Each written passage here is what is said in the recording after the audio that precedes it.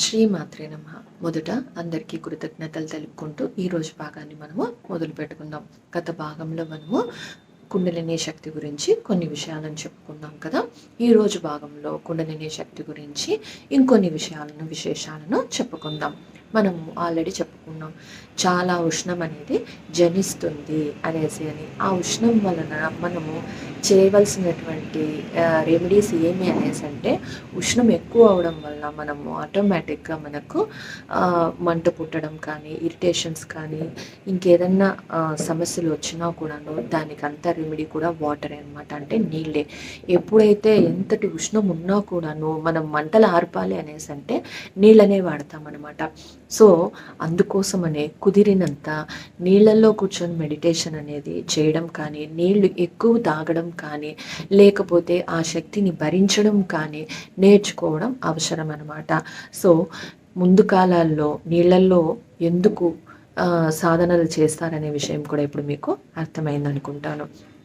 So ఉష్ణం అనేది ఎక్కువ అవడం వలన అది తట్టుకోవడం కోసమని, ఆ ఉష్ణాన్ని తగ్గించుకోవడం కోసమని కూడాను మనకు నీళ్ళల్లో సాధన అనేది చేయవచ్చును. లేకపోతే నీళ్ళు ఎక్కువగా తాగడం అనేది చాలా అవసరం, ముఖ్యమన్నమాట. మనము చలువ పదార్థాలు తీసుకున్నంత మాత్రాన అది తగ్గదు. ఎందుకు అనేసి అంటే, మనము ధ్యానం ద్వారా వేడి కలిగినప్పుడు కావాలి అనేసి అంటే చలువ పదార్థాలు అంటే పెసలు కానీ, దోసకాయ, కుకుంబర్ కానీ, ఇలా చలువ పదార్థాలు తీసుకున్నప్పుడు తగ్గుతాయి. కానీ అదే ధ్యానం కుండలిని శక్తిలో మనకు ఉష్ణం అనేది జనిస్తుంది. అంటే డైరెక్ట్గా వేడి అనేది మనమే ఉత్పత్తి చేస్తామన్నమాట. సో ఆ ఉత్పత్తి చేస్తాం కాబట్టినే ధ్యానం ద్వారా వేడి జరుగుతుంది కాబట్టి దానిని ఇంకొక పదార్థంతో తగ్గిస్తామన్నమాట. కానీ కుండలినిలో మనమే ఉష్ణాన్ని ఉత్పత్తి చేస్తాం కాబట్టి, సృష్టిస్తాం కాబట్టి దానిని ఆపగలిగినాము అనేసి అంటే, ఆపినాము అనేసి అంటే మనం ముందుకు వెళ్ళలేం.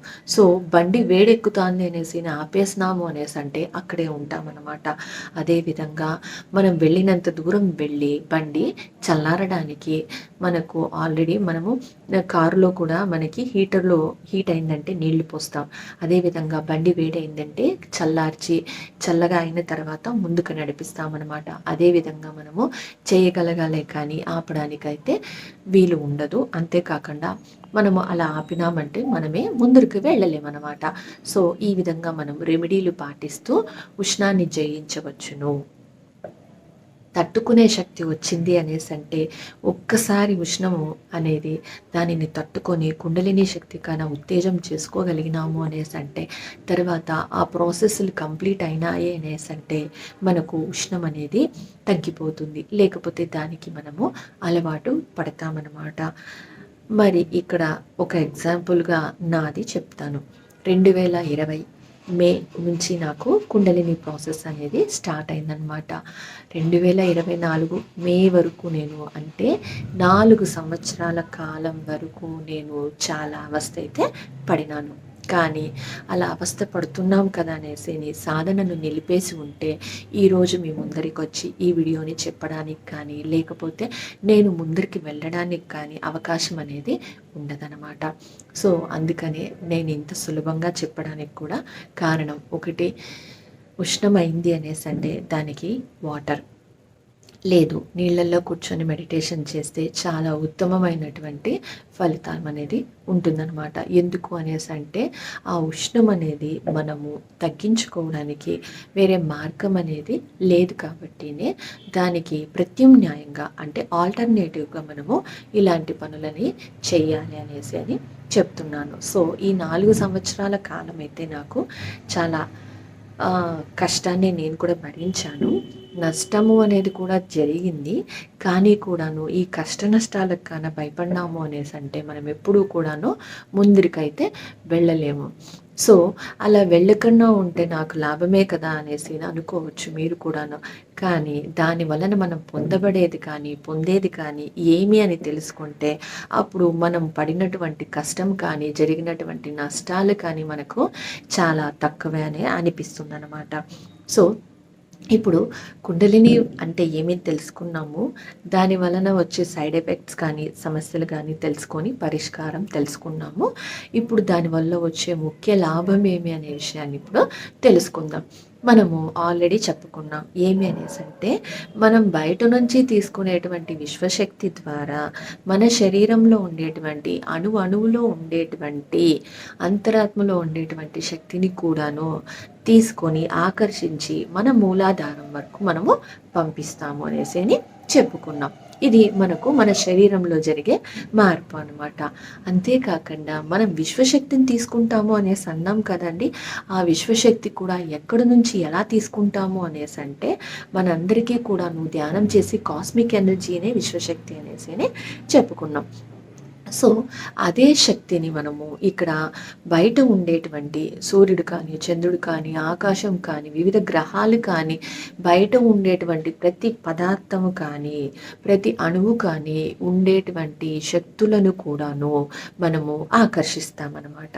అంటే ప్రతి దానిలో ఉండేటువంటి అంతరాత్మ వరకు వెళ్ళేటువంటి శక్తి మనకు అంతరాత్మ శక్తిలో వస్తుంది కదండి. ఆ అంతరాత్మ శక్తికి వెళ్ళి అక్కడ ఉండేటువంటి శక్తిని మనము ఆకర్షిస్తామన్నమాట. అందుకని ఆకర్షించడానికి కూడాను శక్తి కావాలి కాబట్టినే మనము మళ్ళీ విశ్వశక్తినే వాడుకుంటాం అనమాట. డబ్బుని కూడబెట్టాలి అనేసి అంటే, డబ్బుని సంపాదించాలి అనేసి అంటే డబ్బునే పెట్టుబడిగా పెడతాం కదండి. మన శ్రమని కూడా పెట్టుబడిగా పెడతాము, తెలివితేటలని శ్రమని కూడా పెడతాము.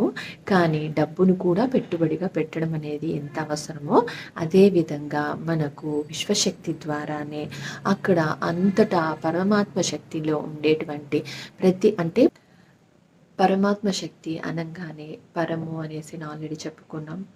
పరిపూర్ణముగా రమించిపోయి ఆత్మలో ఉండేటువంటి శక్తి అని చెప్పుకున్నాం కదా. ఆ శక్తి అంతా కూడాను మనము ఆకర్షిస్తామన్నమాట. అంటే ఉండేటువంటి పదార్థాలన్నిటిలో ఉండేటువంటి అంతరాత్మ శక్తిని మనము తీసుకోవడం వలన వాటితో అనుసంధానము ఏర్పడుతుంది. అంతేకాకుండా ఆకర్షించడం నేర్చుకోవడం వలన శక్తితో ఒక్కొక్కటి మనము ఎలా అనుబంధాన్ని ఏర్పరచుకోవడము ఇవన్నీ కూడా మనకి తెలుస్తుందన్నమాట. సో బయట అంతటా ఉండేటువంటి పరమాత్మ శక్తిని, లోపల మనకి అణువణువున ఉండేటువంటి అంతరాత్మ శక్తిని మనం తీసుకొని విశ్వశక్తి ద్వారానే మనము మూలాధారం వరకు పంపిస్తామన్నమాట.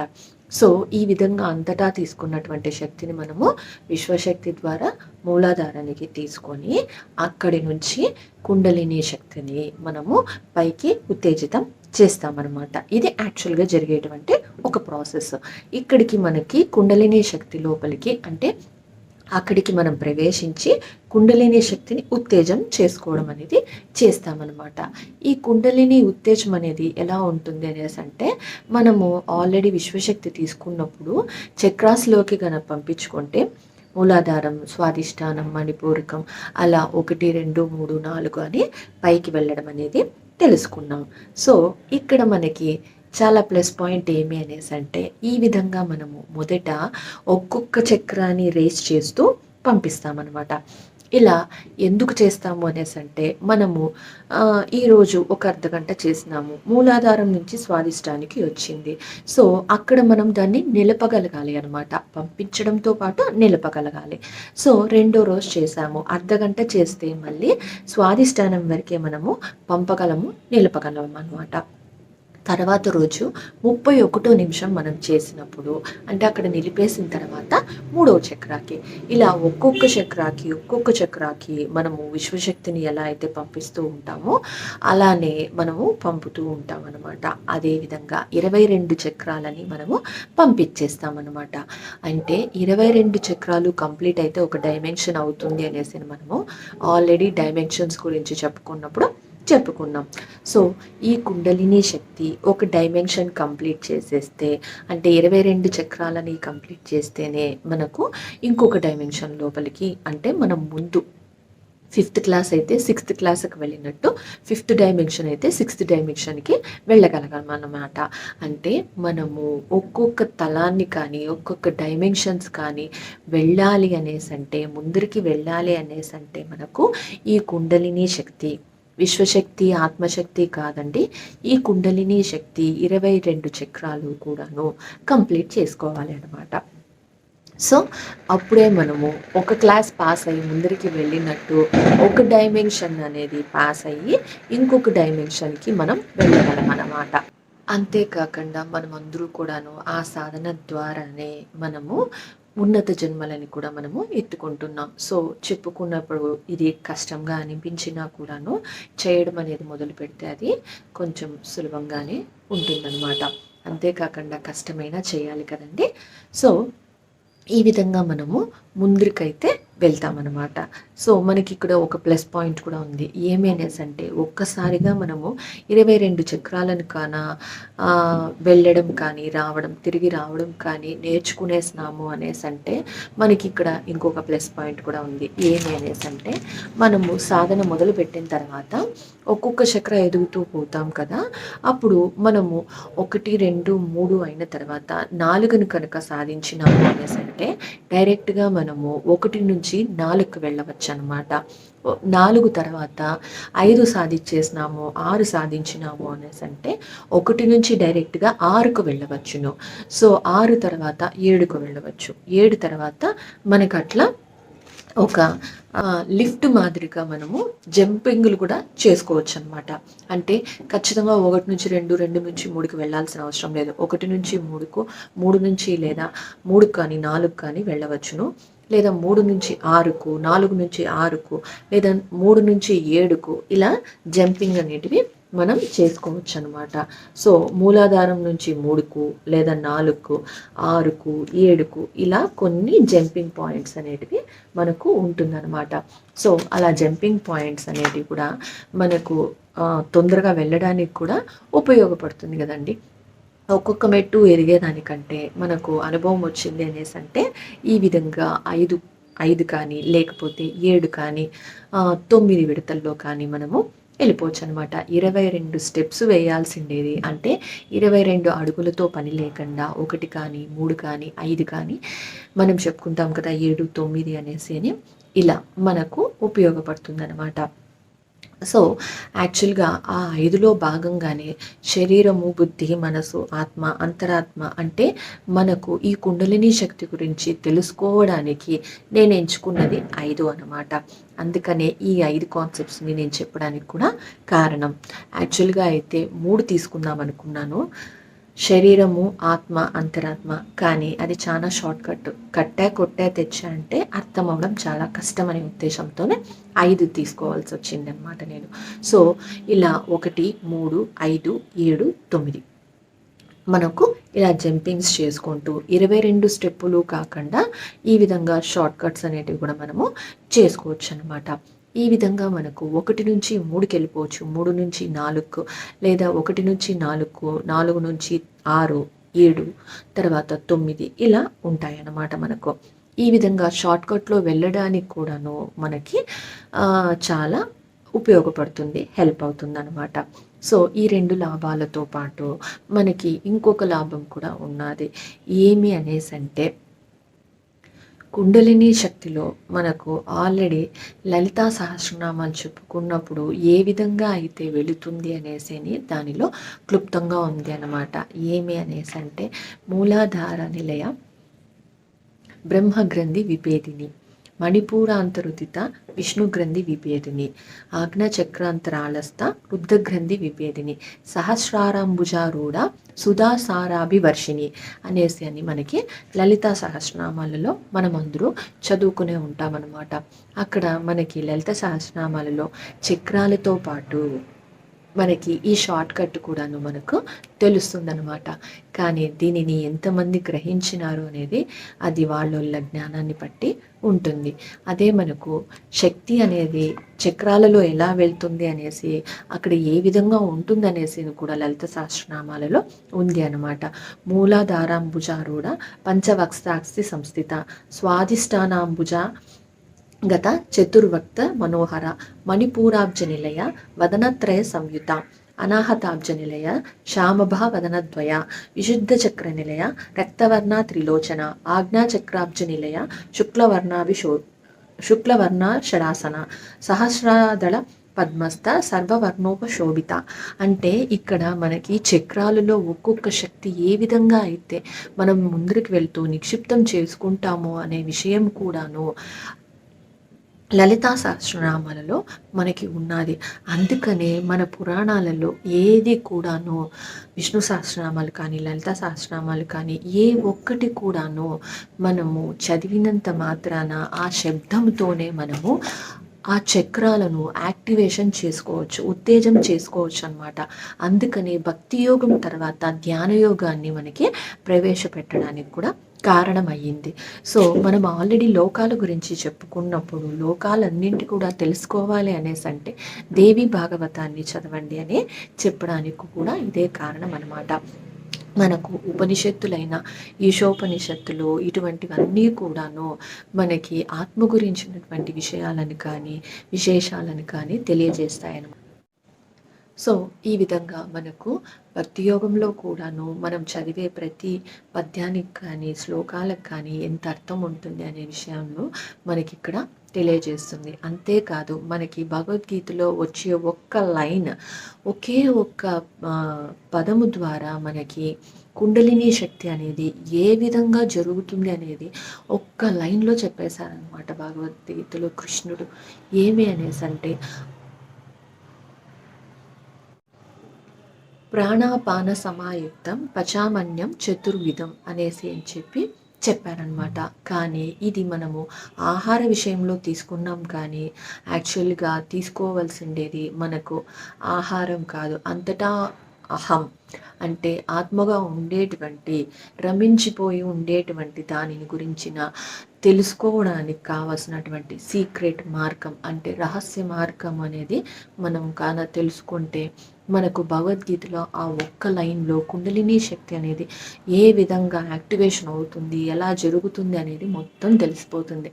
సో దానిని 2 భాగాల తర్వాత చెప్పాలనుకుంటున్నాను. సో తర్వాత భాగంలో అప్పుడు వచ్చినప్పుడు చెప్పుకుందాం. సో ఇప్పుడు కుండలిని శక్తి వల్ల మనం ఉత్తేజం చేసుకోవడం వల్ల ఏమేమి లాభాలు ఉన్నాయి అనే విషయాన్ని, ఎలా మనము ఆకర్షించుకుంటాము శక్తిని అనే విషయాలను ఇప్పుడు మీరు అర్థమైందనేసి అనుకుంటున్నాను. అంతేకాకుండా మనకు లలితా సహస్రనామాలలో చెప్పినట్లు విష్ణు గ్రంథి, రుద్ర గ్రంథి, బ్రహ్మ గ్రంథి అంటే మూలాధారంలో 1, మణిపూరకంలో 1, ఆజ్ఞాచక్రంలో 1, సహస్రారంలో 1 అంటే 4. ఇక్కడ నేను ఈ 4 కాకుండా ఆత్మ వరకు కూడా 1 చెప్పాను.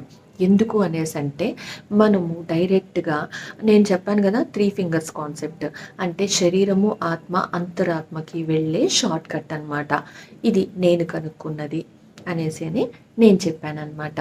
సో మనకు 1, 3, 4, 7కు వెళ్ళాలంటే 4 స్టెప్స్ ఉంటుంది. అదే మనకు 1 ఆత్మ, 1 నుంచి ఆత్మకు, ఆత్మ నుంచి శాస్త్రారానికి వెళ్ళిపోయినాము అంటే 3 కానీ లేకపోతే 6 కానీ ఆ 2 స్టెప్పుల్ని మనం దాటుకోవచ్చు అనమాట. సో అందుకనేసి అంటే దీనికి కొంచెం కష్టపడాలి, కానీ కూడాను మనకు ఒక్కసారి కనుక ఉత్తేజమయ్యి వెళ్ళడం రావడము లేకపోతే మనం దాన్ని కంట్రోల్ చేయడం, అన్నిటికంటే ముఖ్య గమనిక ఇది మాత్రం తెలుసుకోవాల్సింది ఏమి అనేసి అంటే కుండలిని శక్తిని మనం ఉత్తేజం చేసుకోవడం ఎంత కష్టమో దానిని అదుపు చేయడం ఇంకా కష్టం అన్నమాట. కాబట్టి దాన్ని అదుపు చేయడం మనకు నేర్చుకోవాల్సిన అవసరం లేదు, కానీ అక్కడ ఏం చేయాలి అనేసి అంటే దానిని తట్టుకునే శక్తిని మనం మాత్రము పొందవలసి ఉంటుంది. అందుకనే మనము ఉష్ణాన్ని తగ్గించుకోవడం లేదు, ఉష్ణం జయించాలి, ఉష్ణము అనేది పుట్టాలి, ఖచ్చితంగా జరగాలి. దానిని తట్టుకునే మార్గాలు చెప్తున్నానే కానీ దాన్ని అదుపు చేసే మార్గాలని నేను చెప్పడం లేదు. ఎందుకు అంటే ఉష్ణము నీళ్ళ ద్వారా తగ్గించుకుంటున్నాం, కానీ ఈ ఉష్ణంని జనించగా వచ్చిన శక్తిని మనము అదుపు చేసినాము అనేసి అంటే చాలా విపరీతాలు లేకపోతే చాలా కష్టము నష్టమే జరుగుతుందన్నమాట.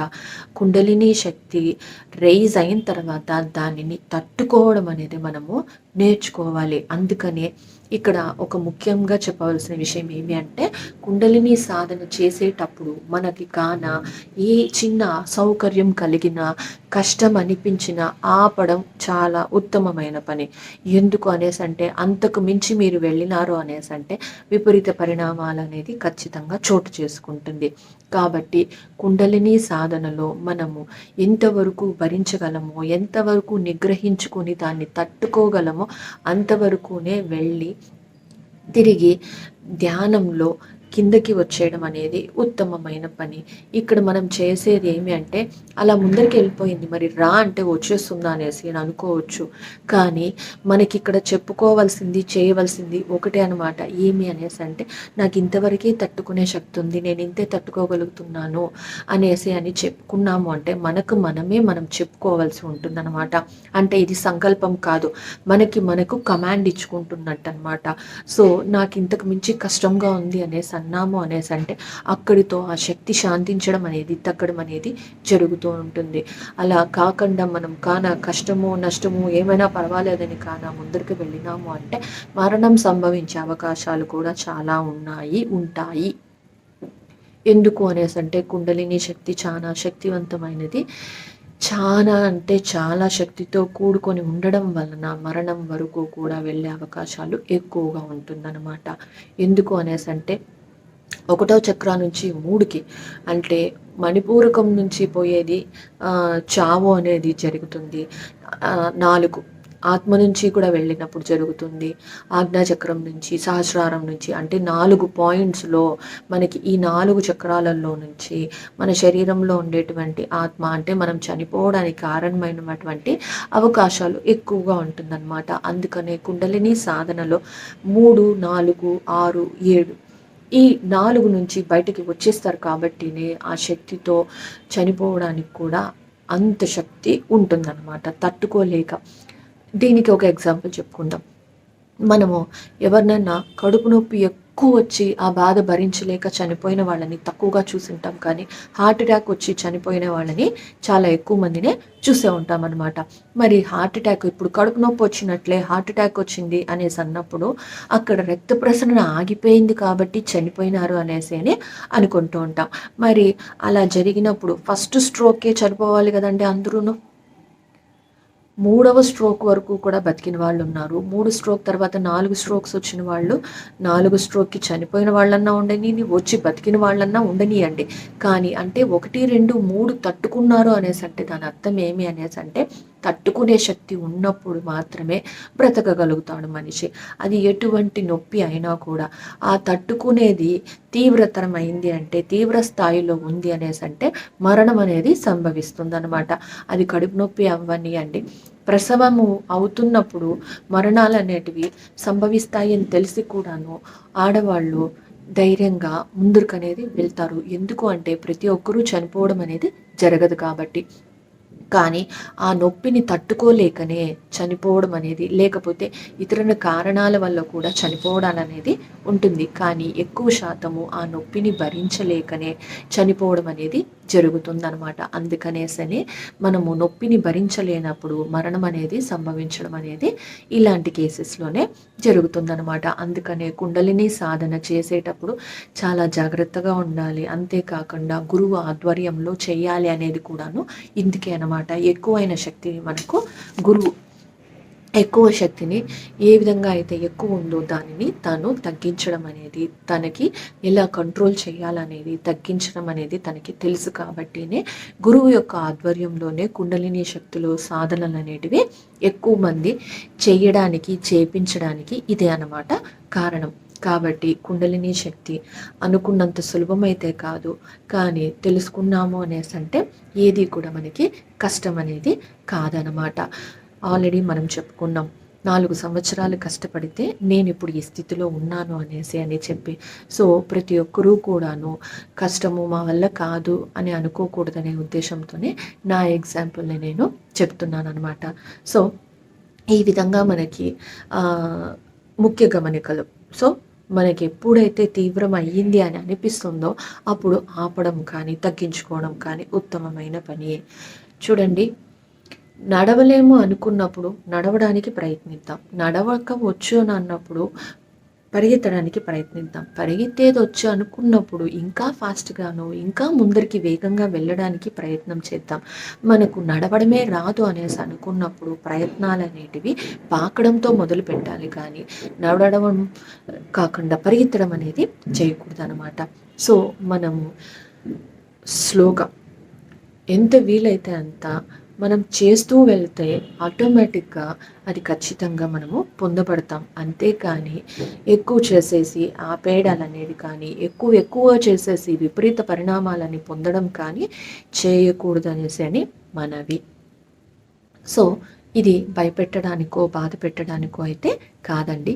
కేవలం జాగ్రత్తగా ఉంటూ ముందుగా వెళ్ళి సాధనలు చేస్తూ మనము ఆ కుండలినిని సాధిద్దాము, ప్రసన్నం చేసుకుందామనే ఉద్దేశంతోనే చెప్తున్నాననమాట. సో, తర్వాత భాగంలో కుండలినిలో ఎన్ని రకాలున్నాయి తర్వాత అలా ఆల్రెడీ చెప్పుకున్నాం కదా! ప్రాణాపాన సమాయుక్తం అనేసి దాని గురించిన వివరణని చెప్పుకున్నాం. తర్వాత భాగంలో మళ్ళీ కలుసుకుందాం. అప్పటి వరకు కృతజ్ఞతలు ఫ్రెండ్స్. Thank you.